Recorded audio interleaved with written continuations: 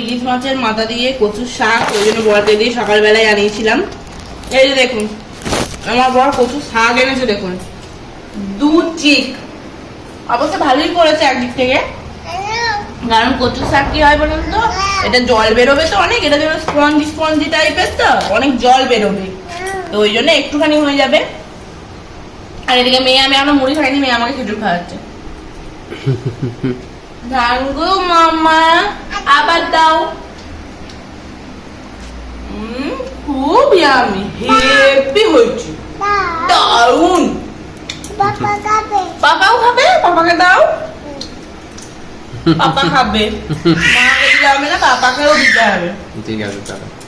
তো এই যে এখানে কিন্তু আমাদের রান্নার প্রস্তুতি শুরু হয়ে গেছে। এখানে একটা কড়াইয়ে দিয়েছি কচু, আর এখানে আর একটা কড়াইয়ে দিয়েছি কচু সেদ্ধ করতে, মানে গরম জলে ভাপাবো আর কি, তো এটা ফোটাবো।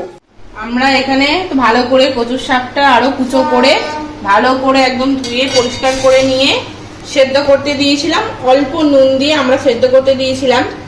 আমাদের দেখাবো কচুর শাকের কত কষ বেরিয়েছে, একবার দেখাবো কড়াইয়ে, দেখুন কত কষ বেরিয়েছে। আর এই জলটা কিন্তু আমাদের কোনো কাজে লাগবে না। আমি এই যে একটা ফুটো এরকম হাতা নিয়েছি, আর এখন ফুটো বাটি, তলে একটা বাটি দিয়ে দিয়েছি যাতে জলটা ওতে পড়ে যায়। এই যে এবার এই জলটা কিন্তু আমাদের কোনো কাজে লাগবে না, এই জলটা পুরো আমরা ফেলে দেবো।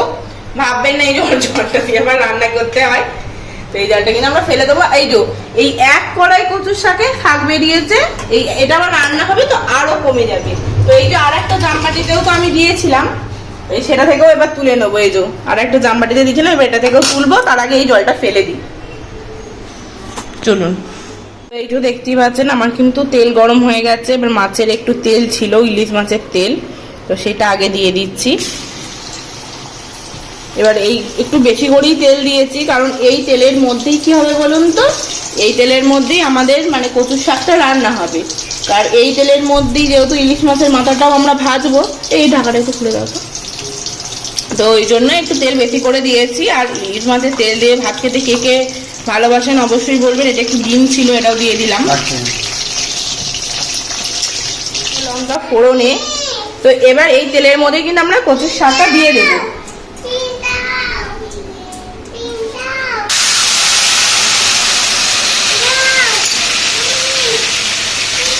তো এই যে আমরা এবার এতে কচুর শাকটা দিয়ে দিলাম।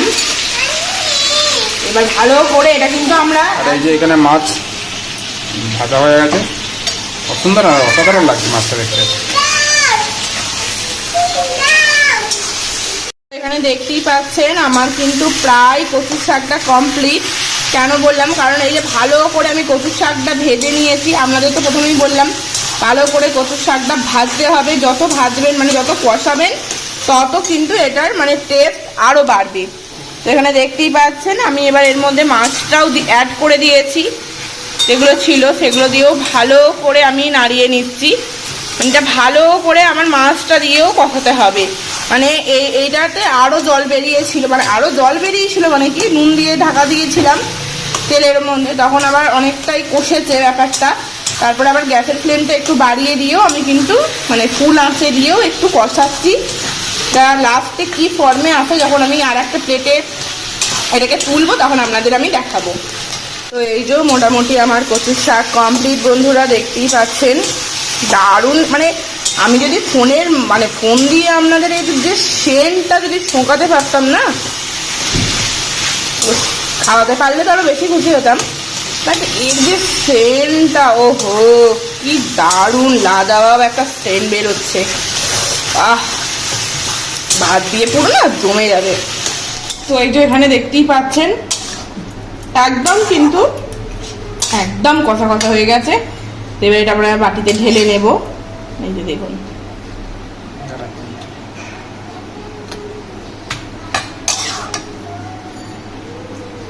এটা এখন না পুরো এখন 4-5 দিন ধরে খাবো গরম ভাতে, উফ দুর্দান্ত লাগবে।